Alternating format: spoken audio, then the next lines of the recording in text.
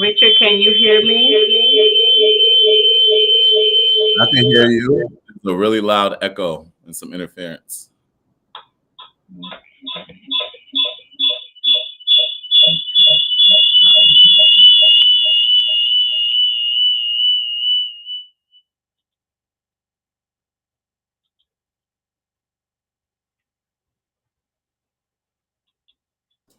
Can you hear me? I can hear you. I'm just trying to make sure we get this echo out.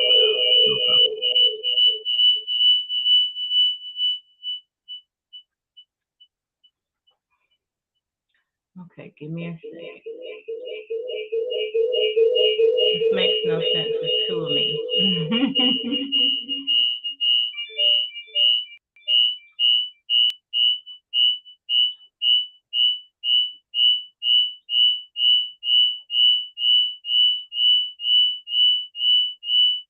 Okay, give me a second. It's all right. You're not going to win tonight. You're not going to win tonight.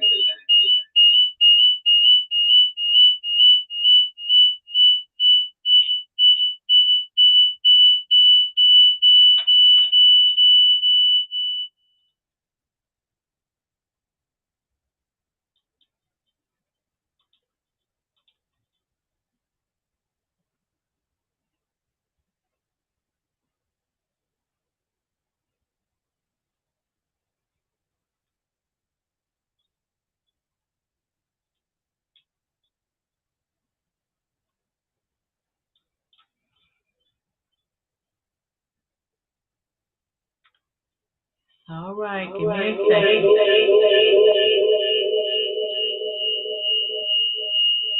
That's really weird. Is that better? Perfect. Okay. You can hear me, right? Yeah, I got a bit of an echo, but not as bad as before.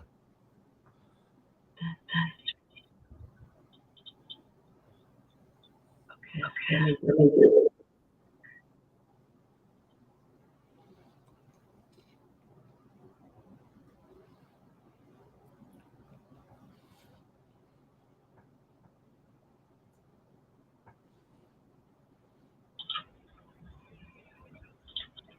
Now let's see how that works. Good gracious. Perfect. Hey y'all. Look, me and my country self. Hey y'all. If y'all give me a second, we can get started. Cause hey, yeah, it didn't want to let me be great tonight. Oh my goodness. What in the whole world do we have going on here? How are you, Richard? I'm doing great, great, great. So happy to be here. Thank you for having me. Absolutely, absolutely. Okay, so let's see. There we go. We got our chat on. Let me say hello to everyone. And we are here. Hi, guys. Welcome to Talk Tuesday. Let me make sure everybody else is on. We are not going to be defeated tonight. It's just not going to happen. So let's wait a minute here.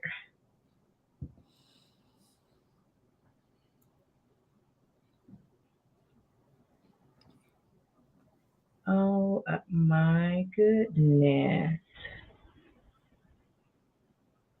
You know what? This is crazy. Richard, Yeah. you gonna give some fire tonight because it does not want to let us be great. Oh my goodness. I cannot. Okay, so alrighty, one last thing. I cannot believe this is happening right now. I cannot.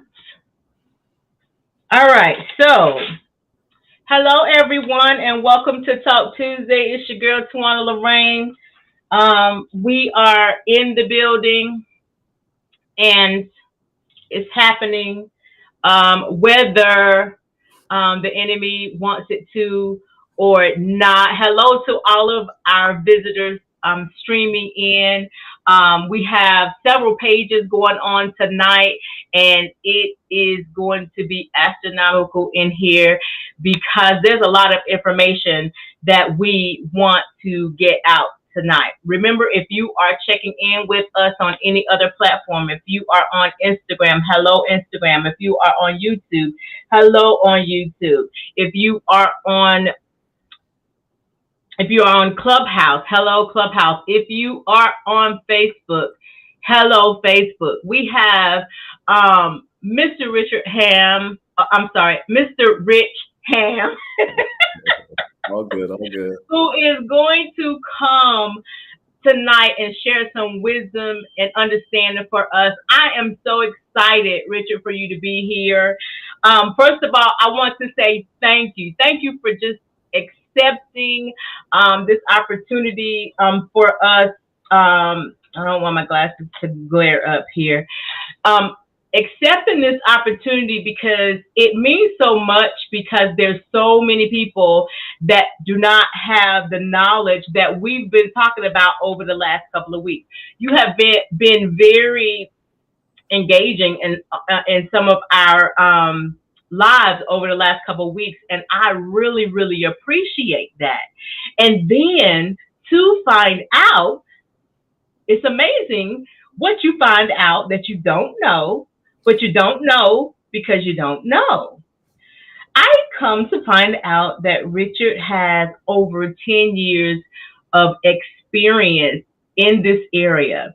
So Richard, why do I keep calling you Richard? I want to act like we have to go by government names here. But Rich, I'm going to ask you to just give a little background on you and your expertise, and we don't want to go into our juiciness just yet, but just a little bit of background. And if anyone is joining in new, you haven't been tuning in over the last couple of weeks, we are talking about trauma, healing, and purpose. Some of my guests have shared some really amazing stories on trauma, and some very good information on trauma, some information that people didn't know, some information that people don't know. And it's very vital that we get this message out, that we get this message across, because it's needed. When I went through some situations with trauma, I didn't know it was trauma. I just knew I was going through some things. So we have Richard here tonight, and I'm not going to stop calling you Richard. I apologize up front. But we have some information that's going to go forth tonight. So while Rich actually introduces himself and gives us a little background, grab your pen, grab your paper, share, because there's so many more people that need to hear this tonight. If you have not shared the live, share the live. Share the live, share the live. Okay, on you, Rich. That part. Thank you. Yeah, share this live. So before I introduce myself, I just want to say thank you for allowing me to come into this space and share and give back to, the community and the people that I care most Absolutely. about. And I also want to very purposefully thank the folks who have been on before me, who have shared their stories and giving intimate details about themselves and things that they've went through and struggled with. I really appreciate y'all for doing that. That really means a lot. And I know it can be hard to do that. And the fact that those folks were able to come on here and give of themselves in the way that they did to support others, really means a lot. And I just want to say thank you to those prior guests that you had as well. So yes, I am Rich Ham. I do want to say up front that I'm here on behalf of myself as an individual, not representing any other individuals, groups, organizations, anything like that. Just want to share some of my own personal experiences as well as relevant education around intimate partner violence, abuse, healthy relationships, things of that nature.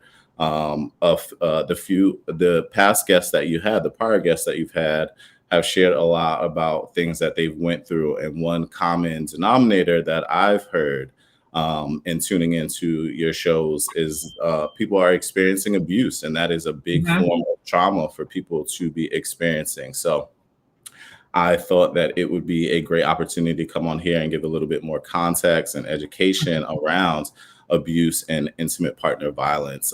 As you mentioned, I have well over 10 years of experience, as well as personal experience with domestic violence, as well as supporting folks who are experiencing it, family and friends, as well as supporting and trying to be a catalyst of change for folks who identify as abusive or are identified as abusive. So lots of things that, I want to share with you all so that you have the insight and the ability to recognize these things in yourself as well as others, and to be able to support, everyone having happy and healthy relationships. So that's why I'm here. And as you mentioned, share this video, lots of great information. One little tidbit I'm gonna throw out there just to incite folks to share this video is that 1 in 3 women experience intimate partner violence in their lives. 1 in 3 women. So that means, like, imagine all the people in the world, 1 out of 3 of those people have or are experiencing intimate partner violence and abuse. So share this video far and wide so that we can get this message to those people who need to hear it. Absolutely. So everybody, do us a favor. We're going to stop right now, 30 seconds. This is very, very, very important. Share this on your newsfeed. Share this with someone that you know. Text it to someone. Share the link. We share a lot of things. And most of the time, those are things that we can do without sharing. This, we need to share. This we need to share. Everyone needs to be tuned in because this information is very, very important. And this could actually save someone's life. That's how serious it is, and that's how serious I am about it.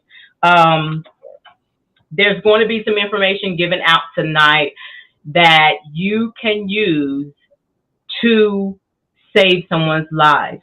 You will have knowledge of information either for yourself or for another person that you will be able to share with them that could possibly save their lives. So when you shared it, please comment shared. And then we're going to move on. We have about 10 more seconds, you guys. Thank you all for sharing. Thank you for sharing, Micaiah. Thank you for sharing, Janelle. Thank you so much for sharing. I appreciate you guys. Okay. So, Rich, some of the things I guess we should first talk about, which kind of came up in some of the previous months' lives, of the types of abuse, because you are not surprised. Now I know you're not surprised, but there's so many people that don't know that there is more abuse than just physical abuse. There's more abuse than just the domestic violence, quote unquote. That's the most known physical abuse. So can you just share with us a little bit about the different types of abuse, what they are, and give, I guess, just a slight definition of each of them so that those that don't know what they are, they'll be able to understand. Yeah, for sure. So yeah, you're absolutely right. There's so many different types of abuse. There are types of abuse that may not even be recognized.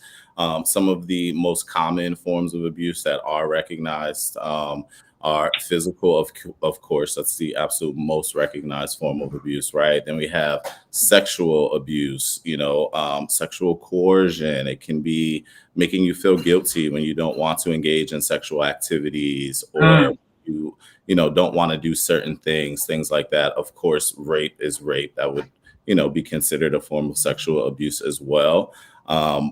With sexual abuse, one thing that kind of stands out and that I want to highlight is that, you know, folks feel like they're in a relationship. So it's kind of like an obligation, right? I'm with this person. I have to fulfill their sexual needs and things of that nature. Mm-hmm. Individuals, we all have the right to say, no, we don't want to, anytime, any way, you know, and that's your right as an individual, whether you're in a Absolutely. relationship or not. So when someone is trying to control that aspect, make you feel guilty, things like that, that is considered sexual abuse. It can also be Mm-hmm. related to reproduction and reproductive coercion, not allowing you to take your, you know, your medicine so that you don't get, I'm sorry, I just caught the comment. I see my name. Not allowing you to take like birth control, things like that, poking holes in condoms, that can be considered sexual abuse.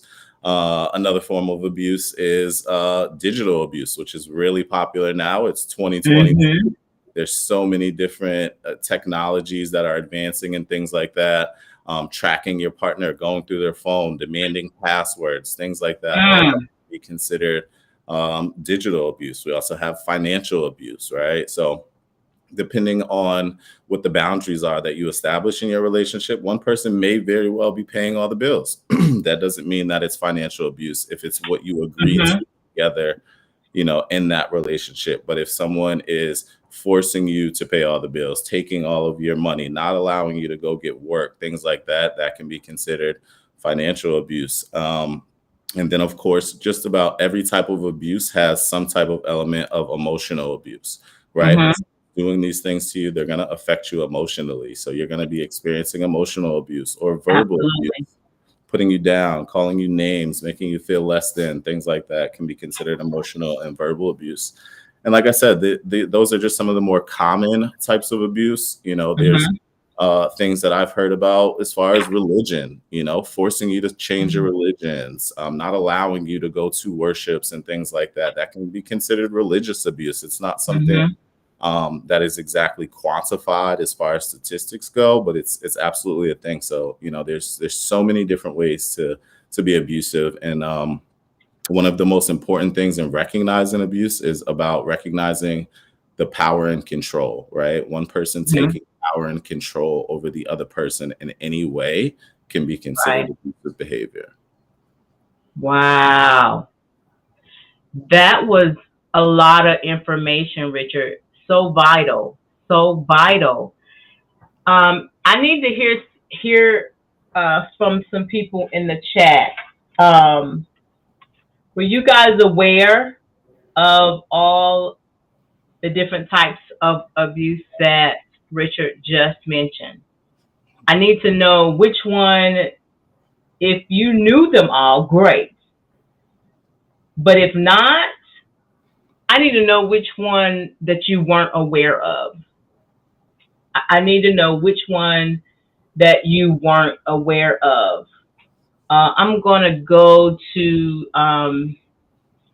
the chat real quick. For some reason, it wasn't showing our chat, so everybody can't see them. So on Facebook, Micaiah says, "Wow, honestly, can say I never even thought of or considered financial abuse a thing. Yeah, Makes total sense." absolutely. I told you. I told you. Janelle, I told you, and I'm not gonna do all the talking tonight. I'm just ad-libbing when I should be being quiet a lot. I'm like the amen corner. So Janelle says so many forms of manipulation. You hear that word a lot in the mental health arena, or when you have to go to certain counseling sessions or anything. If you're working in this arena or in this aspect in any type of way, you hear the word manipulation a lot. Yeah. So that is definitely great. Y'all see, I'm trying to do this without my glasses, and I just turned 50. It's not working. Yes, King, emotional abuse is still abuse. Knowledge is power, and always learning something new. Um, Real quick, Janelle says emotional abuse is really dangerous. Um, Elaborate on that a little bit, Richard. Yes, I was gonna pick up on that one, so I'm glad you highlighted that one. So yes, that is really resonating with me because in my experience supporting folks and working with folks who have experienced abuse, I've heard time and time again Mm-hmm. that when you're experiencing physical abuse or someone gets out of in a relationship that's abusive, they're like the scars go away, I'm safe, I'm not looking over my shoulder anymore, but that emotional piece sticks with Mm-hmm. them for what feels like an eternity for years. Like Absolutely. after they're out of that relationship and they're still feeling safe, they're still second guessing themselves. They still Mm-hmm. have self-esteem. They still are dealing emotionally with all of the things and all of the ways that it's made them feel. So yeah, that emotional abuse is absolutely very dangerous, very hard to come back from. Not to say that it can't be. We can't heal through that and be happy and healthy after experiencing that. But I Mm-hmm. have definitely heard time and time again that that's one of the hardest things to move from is that emotional abuse and how it affects folks, for sure. Absolutely. I believe a lot of times when someone experiences emotional abuse, they aren't fully aware of what's happening. They just maybe fall into a rut, or it might be one of those situations where they may be an isolator, or sometimes we consider ourselves a loner. We just want to be alone. We're an introvert, ambivert, whatever, and you're kind of internalizing what you've gone through and what you're going through, because you at that point you haven't necessarily grown through it. But unless you are aware, and unless you have this type of knowledge, or unless somebody shared alive on a social media platform one night and you just happened to click on it and gain some insight, you really don't know. You really don't know. So, Richard gave us some stats. I definitely want to read those, and then we're going to move on. Does anyone have any questions for us? Please place those in the chat if you have any questions while we cover these stats real quick. It's 1 in 3 women, and 1 in 7 men experience domestic violence in their lifetime. And I want to definitely say that 1 in 3 women is hurtful. Mm-hmm. It is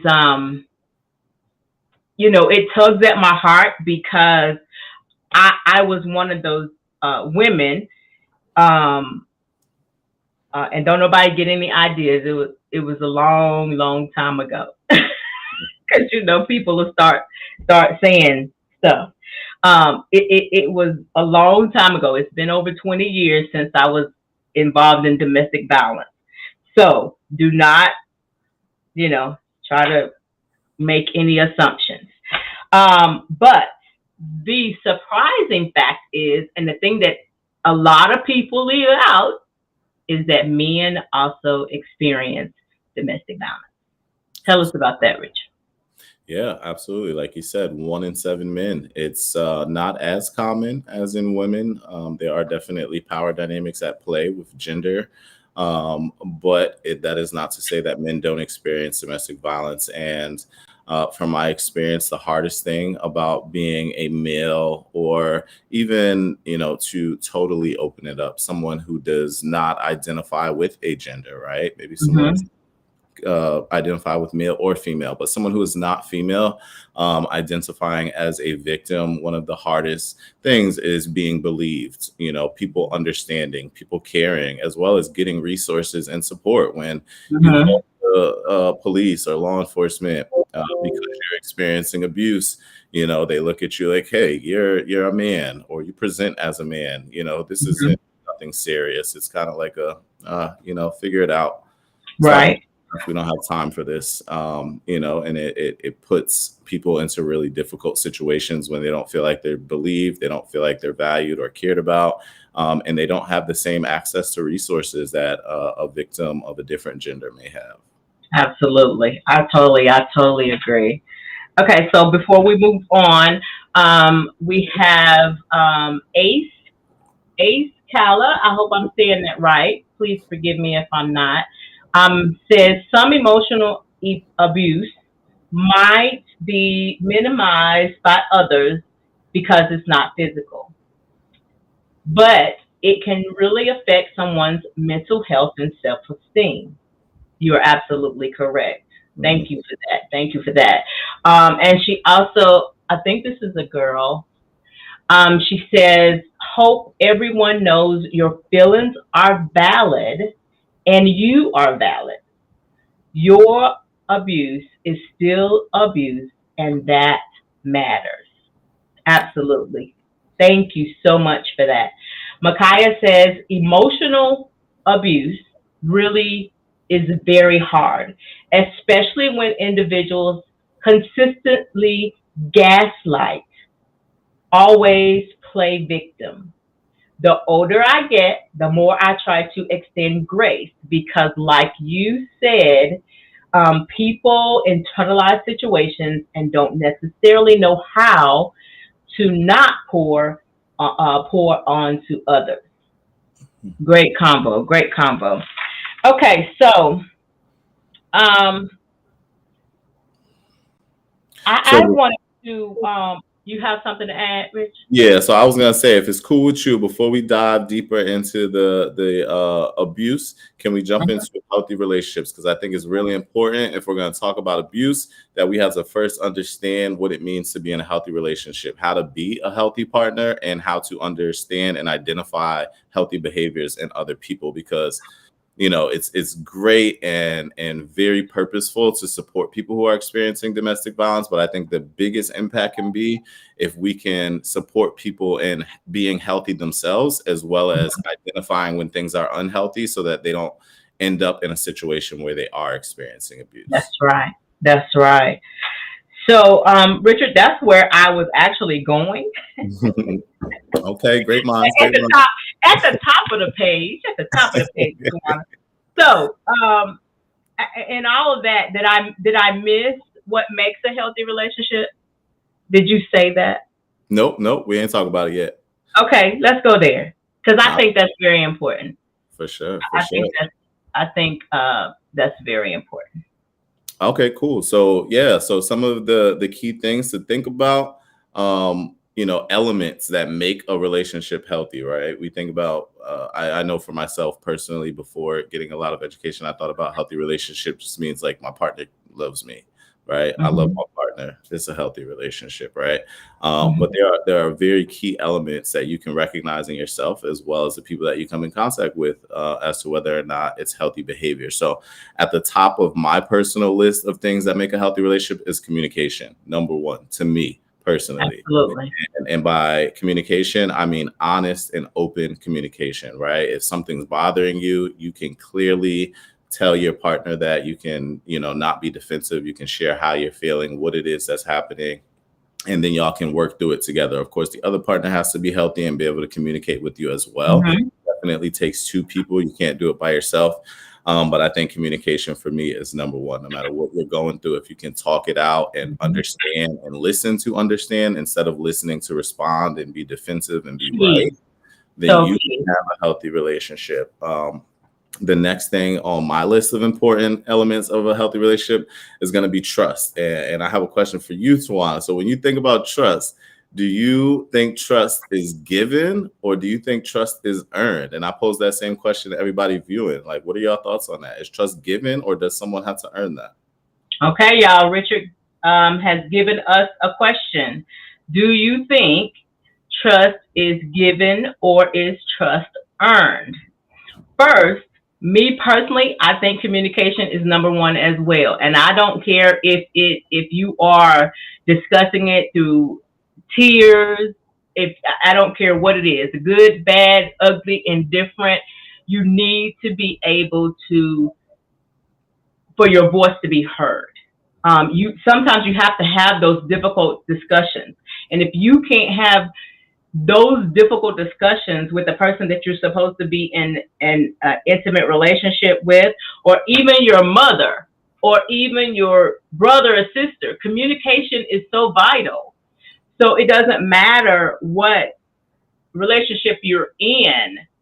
If you can't communicate with those people, if you can't trust each other enough to sit down and have a conversation, then there's not a lot that you have. And for me, Richard, I think we all, no, I'm speaking for me. I will give everyone a measure of trust. Okay. A measure of trust. Because I'm not going to put something else that someone did to me, or my past experiences, or when someone else did whatever, I'm not going to put that on you. But I'm also still going to have my guard up, because I don't, if I'm just getting to know you, or I just met you, and I don't care who it is, you still have to earn my trust. And I want to earn your trust. I don't want you to give me everything, because if I don't earn your trust, I'm not putting no work in. Okay. Okay. And let me see, did anybody else answer? Yes, they did. A says, I give it until is that trust is broken. Then bye-bye. Okay, we got the point there. Shirley says, I think that trust needs to be earned. So we have several different opinions. Janelle says, trust is given, but the older I get, there are boundaries. Cool. Well, I appreciate y'all sharing your thoughts on trust, and I'm glad that there's a mix in there. So again, this is me speaking to you as an individual, my experiences, my education, things like that. So I understand as far as like healthy relationships goes, that trust is something that is given. It's not earned, right? And the reason why I say that in my thought process personally behind that is like, if we think about going into a relationship, you're meeting someone new. As you mentioned, a lot of folks go into relationships with previous experiences at the forefront of their mind, right? So that causes them to be a little bit guarded, to not have as much trust. But I challenge you to think about how that could potentially set you up for failure in that relationship, because someone's coming into this relationship trying to get to know you. You're establishing yourself with each other. And if you're not trusting of them, then that means you're questioning everything that they're doing, right? If they say, oh, I was here, in the back of your mind, you're saying, were they really there? Were they really not? You might be making assumptions. You might be making accusations. And then you're leading yourself into kind of a toxic environment, right? We don't want to be accusing people. We don't want to be thinking that they're lying, things like that. Now, if you're in a relationship and you give somebody trust, and for example, we say we're going to be in a committed relationship, and then, someone cheats or steps outside of that relationship, then yes, trust can be broken. Absolutely. And it takes time to fix that. And, you have to discuss what you need as an individual to be able to move past that. But even then, we don't want to hold that over somebody's head. If we choose to stay in that relationship, then we have to give them that trust back if we want to have a healthy relationship. If they keep breaking it, then you see a pattern. They're not going to change. That's going to keep happening. It's your choice to stay in that relationship, but we can't hold that over their head. We can't, use that to control them. Because you did this, I'm going to do this. I'm not going to be respectful, things like that. So from my perspective, I think the healthiest thing to do, again, as an individual, my perspective, is to give the trust and allow the space for someone to show you that they're a healthy person. And if something happens, then you move from there. Right. So, yeah.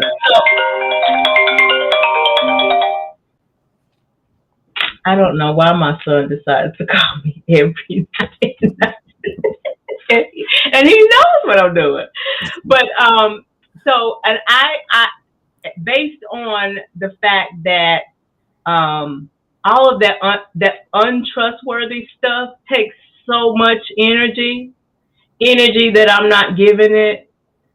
So I feel like if I got to do all that, then I don't have any trust in you. So we have a question from Instagram over here. They were fussing at me because I forgot to turn the camera around, so it was just black over here. Oh no. So give me a second. Let's see if we have this question. It says, what happens when you have trust in a person, then you start to lose that trust in them? Yeah, that's a great question. So yeah, I mean, I think it's about, as an individual, analyzing that situation. What is it about that situation that made you lose trust in that person? Because they could have certainly done something, right? They could have cheated, they could have lied to you, they could have stolen from you, whatever that looks like, to break that trust. And those are super valid concerns. And in that case, you want to communicate with them, tell them how that made you feel, if you're comfortable and safe to do that, of course. And then figure out, is this something that I can move forward from, right? That's an honest question that you have to ask yourself, and be honest with yourself. Because if we say we can move forward from it, then we have to be able to be in a place to reestablish that trust with them. If we can't reestablish that trust, but we stay in that relationship, we're potentially creating a toxic environment. And then the other thing that it could be is it something that's internally going on with me, right? Because if I was mistrusting from the beginning, and I just seen something that reminded me of something that happened to me in the past with a different person, and now I'm not trusting them anymore, then we're basically painting them out to be the same as the other people that we've dealt with or had relationships with, when we don't know that to be fact, right? Just because somebody didn't come home and said they work late, our ex used to do that all the time when they were cheating. So now I don't trust you anymore, but you might actually be working and being honest with me, right? So we have to figure out, is this internal? Is this my own thing that I have going on? Or is this actually something that you're doing to me? And then make a decision there as to what's best for you. Absolutely. Absolutely.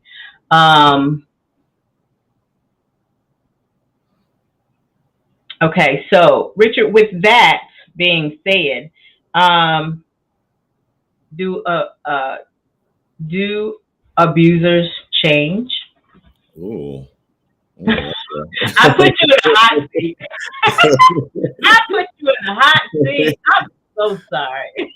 So that, no, I appreciate it. That's a question that I really like answering. It's a really complex answer, but I love to answer it. So like I said, I've worked a very long time, and I'll share this piece about myself without going into too much detail. To me, I lost a sister to domestic violence, right? And from there, I immediately started a job working where I was a batterers intervention and prevention facilitator. So I was literally put into a room weeks after losing my sister with 10 to 20 people who are identified as abusive and sent here by court or coming on their own or whatever that may look like.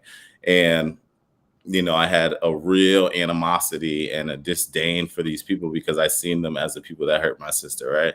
But I think it was a great experience because it allowed me the time and the space to get to know people for more than one thing. So to answer your question, can abusers change? Absolutely. But the sad reality of that is it's a behavior that is extremely difficult to change. Abuse is, like I said earlier, it's about power and control. It's a way of feeling. It's a way of thinking. It's a feeling of entitlement and privilege. And it's something that's developed over a period of time as you're growing up, seeing things in your environment, messages that you're receiving. You formulate this. It's like being right-handed or left-handed, almost not that deeply ingrained, but it becomes a part of who someone is. They may not even recognize that they're behaving in that way, or that they have those kind of characteristics. So yes, you can change. It is very difficult to change. It takes a lot of work, a lot of effort, a lot of looking introspectively, and probably most importantly, it takes acknowledging that the behaviors and the things that you're doing are not okay, and genuinely wanting to change them and wanting to be a better person for yourself. Not because you want your partner back and it's the only way is if you prove that you cannot do this thing, not because your mom told you to, not because your parole officer or the courts told you to. You have to genuinely want that for yourself, and you have to recognize it and accept that this is something that I need to work on. And that's why it's so hard to change, because a lot of people have a difficulty with accepting I am someone who abuses people. You know what I mean? Why do you think that is? I think like a lot of things,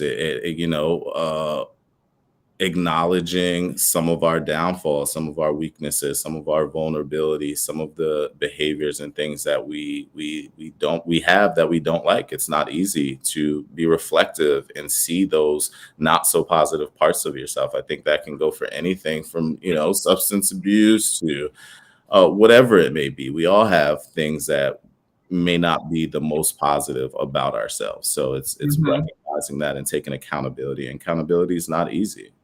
Right. I might be getting ready to go down a rabbit hole, but I'm gonna say like my uncle says, I don't want to go too far in the weeds, but do you think it may have anything to do with the fact that they have something going on internally? I think that can absolutely be an ingredient in the recipe. For sure. I don't want to minimize it to say that, for any one person, there's one thing that causes abuse, because it can be a multitude of things. In my time supporting Batterers intervention programs, one thing that I thought was really helpful and helped our program to be successful was taking a very holistic approach, right? Not just coming to people and talking about, hey, you're abusive, you're displaying these behaviors, what do we need to do to change that? But instead focusing on them as a whole individual. What are the things that you want to focus on as an individual as a whole? What kind of things do you want to do better at in life? What kind of things cause you stress? What kind of ways do you want to grow, right? There's a lot of different external and internal factors that can cause someone to act out and behave in the way that an abusive person does. It can be their own personal traumas that they have not sorted through. And this is the way that, they're expressing the things that they're feeling, or these can be things that they've seen and it's the only thing that they know and they think it's the right way. So there's so many things to think about and to kind of open up and look into when you're talking about changing. And the reason why, Richard, I say that is I was a foster parent for a little over 10 years. And I also worked in the mental health field for a while when I called myself going to leave corporate America. But a lot of clients and even a lot of foster kids, sometimes they'll tell you in their plans that, they train us on the fact that some of these kids or some of these even adults that have gone into the or stay into the system, they act out because the way that they act out, I should say, is something that was done to them.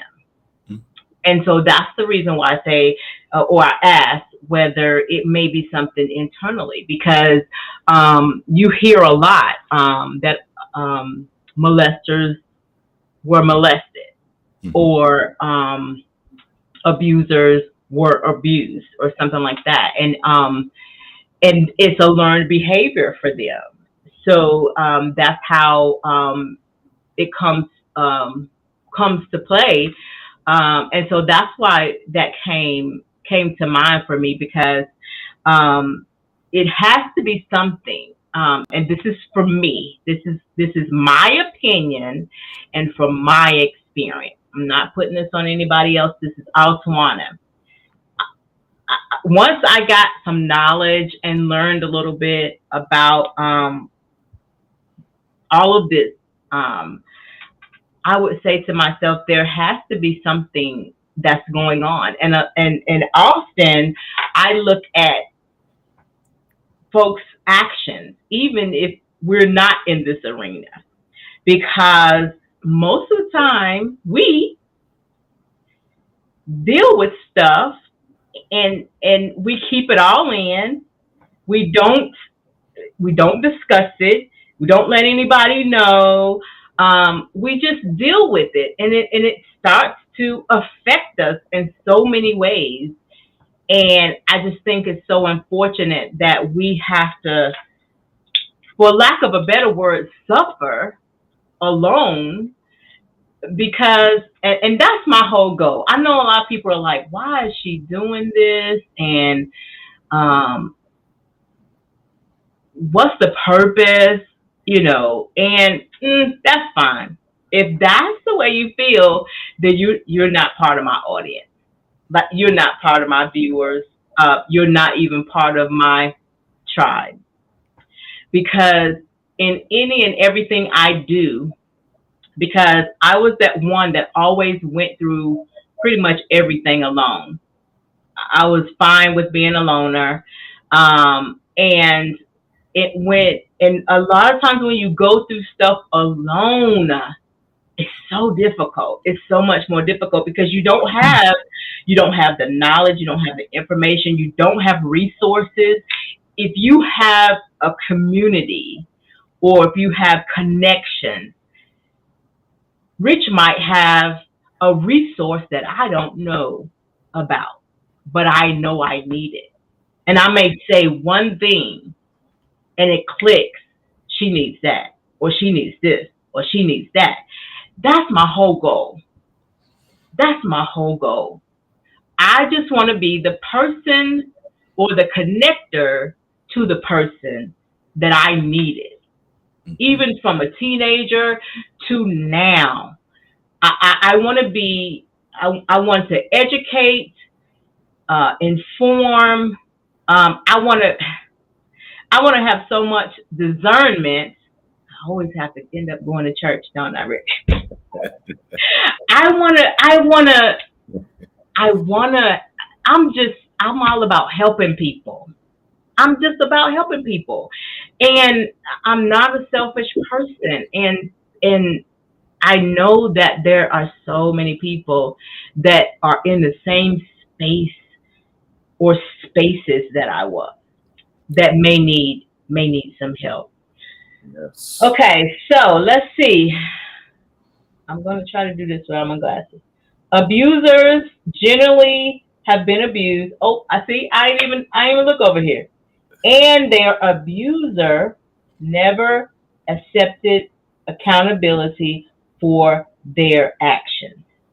That's a good one, Tamika. Janelle says the mindset is my question. Oh, that might have been on what we said before. Okay. Oh, this is a good question. Let's see. Alfonso says, can there be multiple abusers in a relationship? Great question. Yeah. Woo! Yeah. I've seen that one. I'm gonna give you a condensed response because I see our time and I know there's so much more that we want to talk about. So I'm gonna throw it out there. I'm always open for a follow-up so we can make sure everybody get all this information. But to answer that question, essentially, no, there cannot be two abusers in one relationship. It's what is called the myth of mutual abuse, right? You hear people say that again, Richard? The myth of mutual abuse.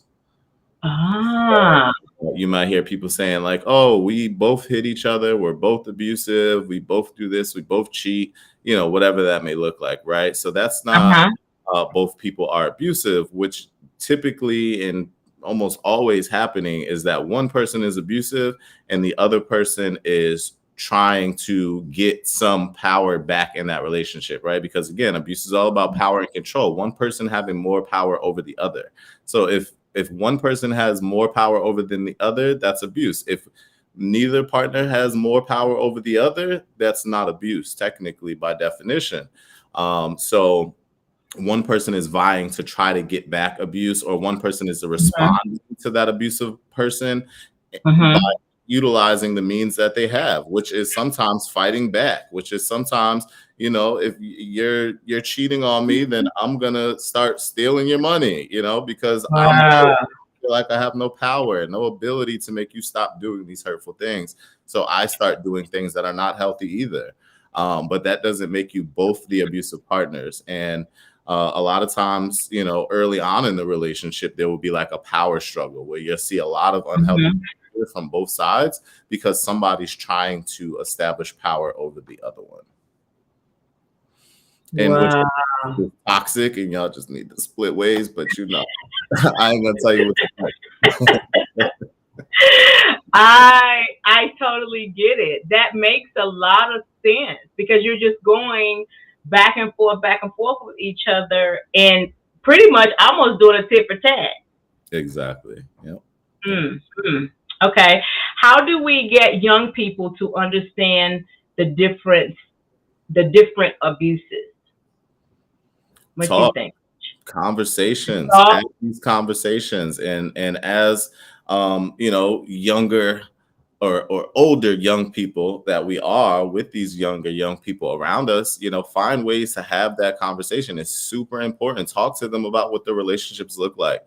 Talk to them about what it means to be healthy. Talk to them about the importance of communication, respect, equality, all of those things, and try to find new and creative ways that fit for that individual young person that they're going to receive it, right? One thing that I know I'm super guilty of, and I think a lot of us are, is that we talk to our youth in a way that is very authoritative. It's like, I know this, you don't know. You don't tell me, this is what I'm telling you. You know what I mean?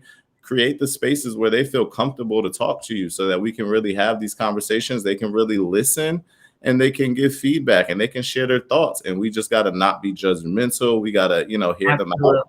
We can relate to them, empathize, but, know that they're going to do what they want to do. They're not going to listen to us just because we said it.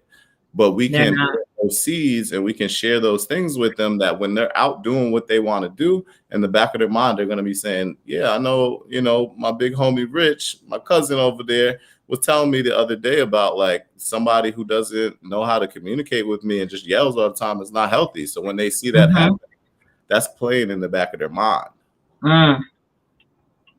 So that takes me back. What was the thought that I had where you said listen to what did you say? Listen to. That's right. That's you know I just turned 50. Listen to comprehend, not to respond. And I know we learned that in some parenting classes as a foster parent. But it worked also for our kids because if your kids feel like they can't talk to you or they can't get anything out, sorry, I got to clean my glasses, or if they can't come to you and talk to you, or if they can't get anything out, then they're going to build a wall and they're not going to talk to you. They're not going to have that rapport built with you. I don't care if you're their parent or not. They're not going to come and sit down and talk with you. They're just not going to do it. They're going to go and talk to someone else. Yep. That's going to give them the opportunity to talk. You can't overtalk them. You can't not give them the opportunity to let their voice be heard. And you know what else about that I want to say? It's like when I hear young ones around me, and I think this is true for a lot of us, talking about the things that they're doing, it's no different than the things that we did when we were their age. You know what I mean? And we look at them with these really like, are you crazy? That's insane. Why would you do that? knowing dang well that we done act like we didn't do we nothing. might have did it in a different way. They got these new, technology and phones and apps and all that stuff. We was out doing the same thing, just in a different way. So, being able Probably to show that compassion, being able to empathize and be real and be like, I understand where you come from. I know why you want to have fun. I know why you want to do this. Let me just share my experience with you, and you can take it, leave it. But I just want to know that I shared that with you so that, hopefully you can use my examples to do something better than I did. Exactly. Okay, Rich, you think we're gonna get some more out? This is good. Can y'all give us a few more minutes? Please let us know if we can give you if you can give us a few more minutes. I don't want to I know we probably will have to bring Rich back because there's so much more information that needs to be given. But the one thing I want to get out real quick, they say keep going in all caps. We helping folks out here in these internet streets. And keep sharing, y'all. Keep sharing. Yes, keep sharing because they can chime in where we are and go back and watch. But yeah, and Alfonso says we're here. Micaiah says take your time, honey. Janelle says come on through. Okay. And Tamara says come on. If the expert is down, I am too. Okay. So, Rich, how do we support a loved one that is experiencing any of those types of abuses that you mentioned? Yes. Great transition, because very similar to like we were just talking about when we talk about supporting and having conversations with the youth. Very similarly, we want to recognize when someone is experiencing abuse. We know that abuse now. We know now that abuse is about power and control, right? So one of the main things that we do, and also the worst thing that we can do, is to approach them from a place of this is what you need to do, right? When somebody comes to you care about and they're telling you these things about what their partner did to them, 9 times out of 10, the first thing we're gonna say is leave them. You don't need that. You're better than that. Blah blah blah. Things like that. So essentially what we're doing is we're contributing to taking power and control away from them. We want to support and empower their autonomy. We want them to make the decisions for themselves, and we want to be there to support them, remind them how important they are, remind them that they are an amazing person, they deserve to be treated with respect, all of those things. But we don't want to tell them what to do. We want to make sure that if they're comfortable coming to us and talking to us about the things that are going on, that we cherish and we maintain and grow that space so that they'll keep coming to us, keep talking to us, keep sharing what's going on. And if they trust us, then we have the opportunity to talk to them about, hey, these are some options for you. Here's a resource. Here's a local domestic violence shelter. I'm not saying you should go there, but hey, if things are crazy in that house and you don't have nowhere to go, call me. Right. Call this shelter. Call this place. Do what you need to do. You know what I mean? But we're empowering them to make those decisions for themselves. And another piece that's really important when supporting someone who's experiencing abuse is recognizing that there are a lot of barriers to getting out of that relationship. Create so many barriers, right? First off, and sometimes the biggest and hardest one, is that this is somebody that they're in a relationship with. This is somebody that they love. They might have been with for 6 months, years. This person wasn't always that way. So it's very easy for us on the outside. We don't love this person. We may not even give 2 shits about this person. We can say, just leave them, right? Because that's easy for us. I don't care if I never see them again. That's right. But Tawana, you may love this person. This person might be the father of your kids. They may be the apple of your eye. And just because they're doing these things to you does not mean that you can just be like, okay, it's over. I never want to see you again. It's not that easy. So recognizing that and understanding that and supporting from a place of understanding that it's not as easy for them as it may be for us to think is really important. And like I said, finding those creative ways to make sure that they know that you're there for them. a couple quick, easy things that you might be able to talk to them about is like, hey, if things ever get really bad, can you text me a certain emoji so that I know that means call 911, or I know that means come over, or can I, if you're being physically assaulted, can you take pictures when that happens and send it to me? I won't do anything with it, but if you ever need them to get a protective order, I'll have them saved for you so you ain't got to worry about your partner finding them in your phone or something like that. So there's very creative, small things that we can do that can make a huge impact without making that person feel like we're being judgmental, we're telling them what to do, because you're going to completely lose them, and then you're not even going to know what's going on anymore. Mm-hmm. That's so good, Richard. That is Instagram says that's good information, because these are things that we can take and literally save someone's life. Like Absolutely. literally save someone's life. Hi from Albania. Okay, Albania. We told you we was going international. I told y'all. We there now. We there now. So actually, I know many people that haven't experienced any type of abuse themselves. They aren't aware of like the warning signs, or even to see when they can, when it's actually happening. So these tips and things that you can do to support someone are actually good, because they'll be able to utilize that if it ever comes up. Because a lot of times when we're working off of adrenaline, things come back to our remembrance. So if you are not taking notes, I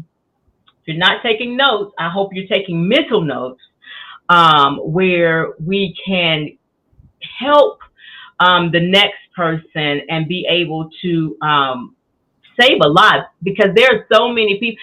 Rich, do we have the do you happen to have, and I know I'm putting you on the spot, do you happen to know the current stat for the amount of deaths that happen due to domestic violence?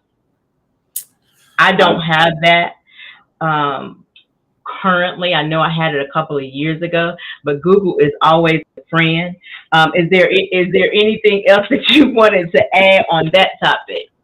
Yeah. So death, lethality around domestic violence, man, it's hard to even think about. But I don't have the exact stats on like this year or like monthly, the amount of deaths and things like that. But yes, Google is definitely your friend. All of that stuff should be very easy to find.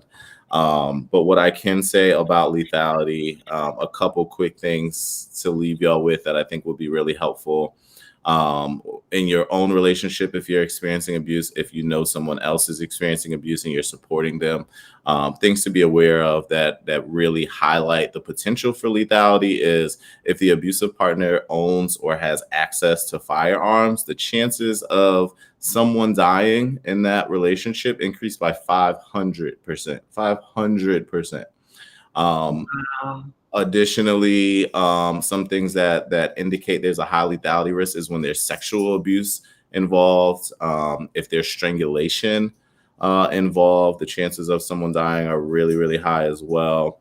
Also, if there are children that are outside of that relationship. So if a female in an abusive relationship has children from a prior relationship, that can really contribute to lethality. And probably to me, one of the most important, because it relates to my personal experiences with domestic violence, is that most lethalities occur within the first 2 weeks of leaving an abusive partner. So when someone is leaving, it is extremely dangerous, right? So make sure that folks know that, right? Sometimes we're thinking, oh, my partner's never hit me. They're just every while they do this thing or they talk down to me. And then when you try to leave, you're taking all that power and control away from them. And that is the most lethal time. There have been plenty of situations where someone has never been physically abused, and then they try to leave and they are murdered because that person is losing that power over that person. So it's very important that if you are leaving an abusive relationship, someone you know is leaving an abusive relationship, you want to think very, very carefully about how you do that so that you can do it as safely as possible. So yeah, that's what I'll say to lethality. You know, those are some really, really important pieces. The most important thing in a relationship, leaving an abusive relationship, is staying safe. So always make that your priority. Exactly. And we got facts over here on Instagram. Facts, absolute facts. I can speak from experience myself. Definitely speak from experience on that. Those are the most dangerous times.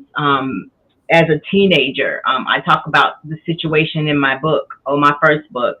As a teenager, that those are the things that happened with me when I tried to leave. And first of all, I should have been listening to my mama. And at 17, not trying to be in no one, long lasting, I'm in love relationship. But it happened, and it can definitely affect you. And if you don't deal with it, it can linger on.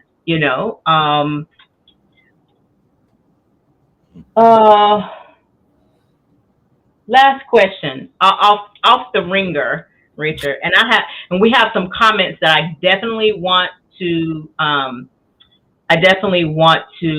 make sure that everybody hears, and then we're gonna not keep you guys too long, okay? So, oh my God, I just lost my train of thought, and it was a good question. Oh my goodness gracious. Oh, okay. So hopefully it comes back.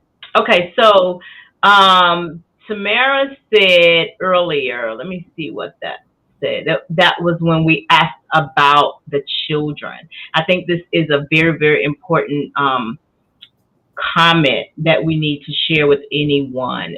It says, if you start the kids when they are young and provide a good environment for them, that trusting environment, that listening environment that we spoke of, it sets a standard for them. So you don't then end up with an out of control teenager that doesn't want to talk to you because you've never listened to them when they were, younger or an adolescent. She says, lead with understanding and not with ridicule, because y'all know that we did the same things that they did or doing or whatever. Not that we're condoning it. We just know now, we know how our parents felt. When we were out there doing our thing or whatever. So the kids is so iffy in this day and age. Our kids' lives are in such danger because this world is so different, so much more dangerous than it was when we were younger. And I just think we have to come at them with a different perspective, and I guess just love on them a little bit different. That's my opinion. Okay, so let's see. I think I covered as many comments that I could. Micaiah says, wow, 500%.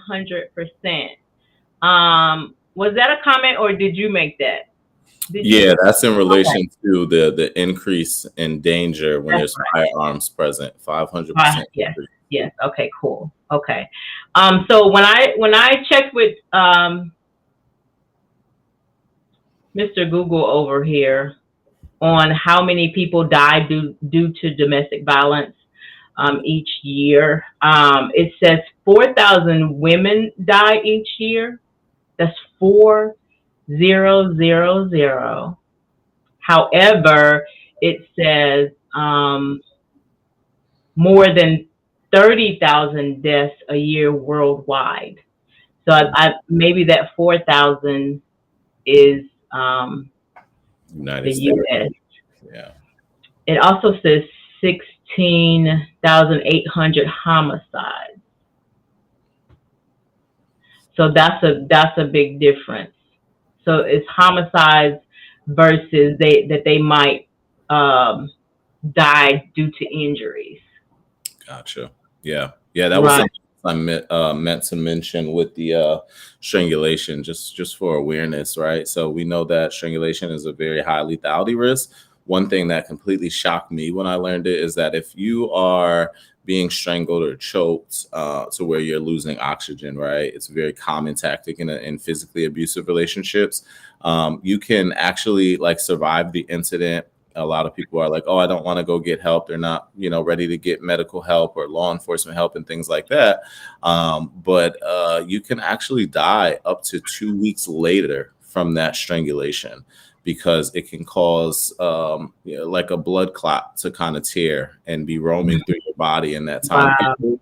And a week later, it can hit your heart or your lungs or your brain or something like that and still cause lethality. So if ever you are in a situation where you're being strangled or choked, or someone make sure to give them that information. It's very important that you go to the emergency room, get checked out, go to your doctor, and make sure that you're okay. Just because you survived that night doesn't mean that everything's okay internally. So just want to share that.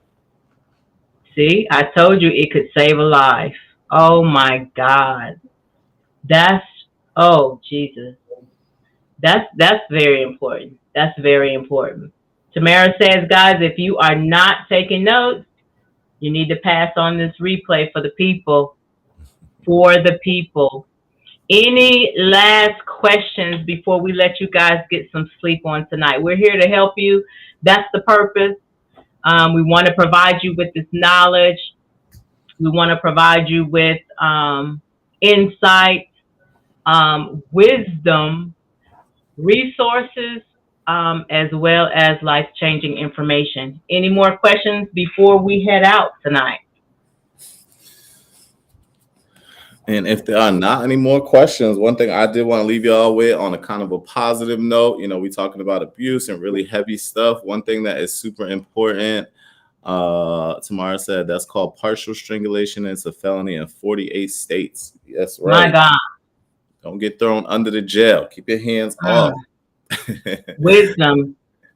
So yeah, one thing to keep in mind, we're talking about a really heavy topic, abuse. Just to end on a lighter note, a happier note. One thing to be mindful of, and it's super important if you're in an abusive relationship, someone is in an abusive relationship, is to take care of yourself, right? Self-care. It doesn't got to be huge things. If you're not able to get out of that relationship right away or even ever, like focus on ways that you can support yourself, your resiliency. Know that you are amazing. Know that you're valued. You are, special. You deserve to be here. You deserve to be treated with respect. And find small ways that you can take care of yourself, right? To be able to get up every day and continue to fight the good fight. That could be a bubble bath, listening to music. One thing that is super important and why it's so important that we know how to support people is that a support system increases the likelihood that someone is going to be able to take the steps to get out of that situation. People who have no support are going to feel hopeless. They're going to feel like there's no one to turn to. They don't know what's going on. There's no one to help them identify that. So being able to show up for your people requires you to be able to take care of yourself. For people to show up for themselves requires them to be able to take care of themselves. So take it one day at a time, take care of you, find small ways to love yourself and to keep yourself feeling good. Absolutely. Absolutely. Everyone say hello to the puppy. Hey, hi, Miss. I want to say, Rich, thank you so much. This is amazing. I am so grateful that you were able to come on and share with everyone tonight. I know that more than myself got a lot out of this. We appreciate your knowledge. We appreciate your time. and sharing with us. We definitely want to invite you back in the future because I'm sure that there's more more information, resources, and all that we'll be able to share with others. And guys, remember, share this out, even if it's afterwards. They can still watch the replay. They can still get this information. If you're watching on replay, please hashtag replay so that we know that you are here. If you have any questions for Rich or myself after we log off tonight, please don't hesitate to put those questions in the chat. Inbox us if you need to ask those questions privately. We're here for you. If we don't have the answers, if we don't have the information on hand for you, we'll definitely find it for you, or get some resources to assist you and help you. Take care of yourselves. Like we said, make sure that you know that you are important, that you're worth it, and we are here to assist and help save one life at a time. We ask that you go over. We've been displaying Rich's information. You can connect with him on Instagram, Twitter, Facebook, as well as YouTube. This information is actually, I'm going to go back and update it in the description so that you'll be able to click on it. So please do go over and follow Rich and his family and support them as well. If you want to support little old me, we need to get this YouTube channel up some more so that we can get this word out a little more. So if you want to check out Tawana Lorraine on YouTube and give us a follow, I would appreciate that very, very much. And like I said, we'll be back next Tuesday with another guest, more information, more knowledge, more support, more hope, and we're here for you. All right? If you need us, let us know. Facebook says, thank you guys so much. Thank you. And so does Instagram. Thank you, Rich and T. Love y'all. We appreciate y'all. We love you guys too. YouTube says hello. Thank you guys so much. They said, where's the wedding vlog? They're all off topic. Yeah. But that's my R&P family. Shout out to the R&P family. Gang. The family is in the house. Thank you, fam, for tuning in with us tonight. Share this live, fam. Share this live. Okay, guys, y'all go get some sleep tonight. We'll see you back. Come back next Tuesday and hear some more information. All right? Have a great night.